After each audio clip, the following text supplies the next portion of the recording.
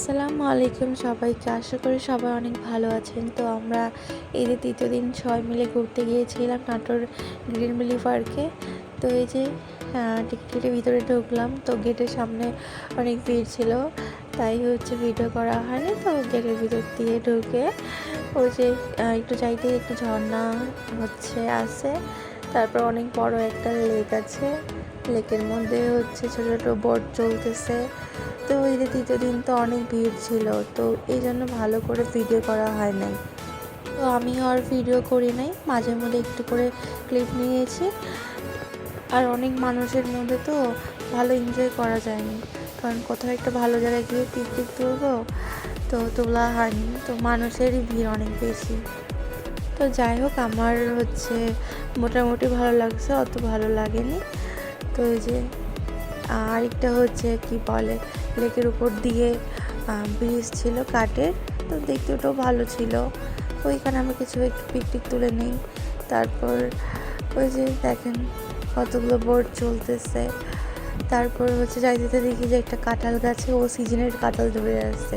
মাশাআল্লাহ মাশাআল্লাহ, কত সুন্দর কাঁঠাল ধরে আছে। তারপরে তার পাশে আরেকটা বোট ছিল, মানে স্পিড বোট। এত জোরে চলতেছে বোটগুলো, আমার তো খুব ভয় লাগছিল।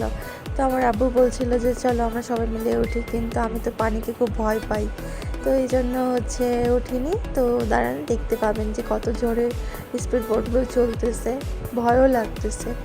তো যাই হোক, মোটামুটি এনজয় করতেছি, তো ভালোই লাগতেছে আর কি। ছোটো বোন তো খালি বলতেছে যে আপু চলো উঠি উঠি, কিন্তু আমার তো সাহসে উঠতেছে না। তো তারপরে এই যে গ্রিন ভ্যালি পার্কে কিন্তু মোটামুটি ভালোই গাছ আছে। তো ওই যে আরেকটা এই যে ফুলের রাজ্য, সেখানে ঢুকতেও কিন্তু টিকিট লাগবে, তো আমরা ঢুকিনি ওখানে।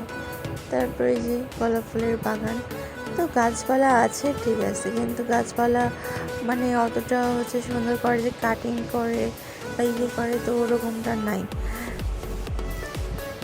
তারপরে যে আমরা একটা বড় নাগরদোলায় উঠছিলাম, এই যে নাগরদোলা। তো এত ভিড়, এখানে উঠতে গিয়ে শিক্ষা পেয়ে গেছি।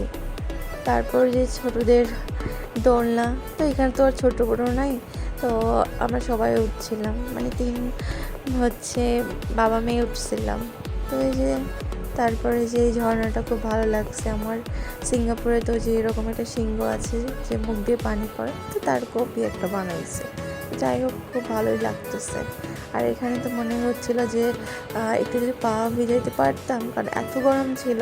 এই গরমের মধ্যে আইসক্রিম খেতে বসে পড়ছে। তো আজকের ভিডিওটা এই পর্যন্ত। আল্লাহ হাফেজ সবাইকে।